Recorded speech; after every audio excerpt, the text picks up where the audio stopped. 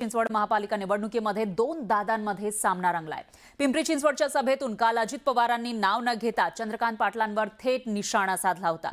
तर महायुतीच्या सरकारमध्ये चंद्रकांत पाटलांकडे पुण्याचं पालकमंत्री पद होतं, त्यामुळे शहरातील रखडलेल्या विकास कामांवरून अजितदादांनी चंद्रकांत दादांवर निशाणा साधला आणि आजच्या सभेत चंद्रकांत पाटलांनी नाव घेत अजित पवारांना जोरदार प्रत्युत्तर दिलंय।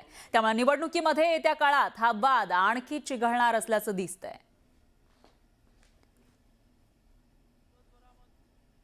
हे कुणाचं काम आहे? केंद्राने भरभरून दिलं, राज्यांनी भरभरून दिलं, ते कुठं कमी पडले नाही, पण इथली लोक कमी पडली। इथं ज्यांच्यावर जबाबदारी होती ते कारभारी लोक कमी पडली। म्हणून उद्याच्या 15 तारखेला कारभारी बदलायचा। तुम्ही मला कारभारी पद द्या, नाही पुण्याचा चेहरा मोहरा बदलला तर नावाचा अजित पवार सांगणार। मला वाटतं पुणे तुमचं माझं आहे। बाहेरचे लोक येतील, भाषण करून जातील, अरे जे बरं वाईट व्हायचं ते तुमचं माझं पुण्यामध्ये होणार आहे, बाहेरचे लोक येणार नाही। आपली माणसं ओळखा, आपली माणसं पहा।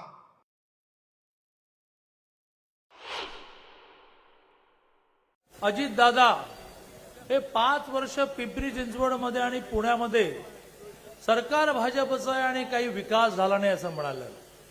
सरकार तर पुण्यामध्ये भारतीय जनता पार्टीचं पहिल्यांदाच आलं, त्याच्या आधी वर्षानुवर्ष तुमचंच होतं ना। मग तुम्हाला विकास करायला थांबवलं कोणी?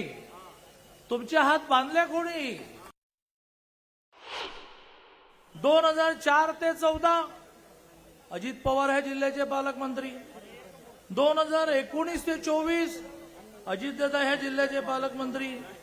वर्षानुवर्ष पुणे महानगरपालिकेमध्ये यांचं सरकार आणि हे प्रश्न विचारतायत की 5 वर्षात तुम्ही काय केलं? पुन्हा वापरता येईल अशा 1800 कोटीच्या एसटीबी पासून मेट्रो पासून मोठी यादी आहे, माझ्या आधीच्या वक्त्यांनी ती वाचली।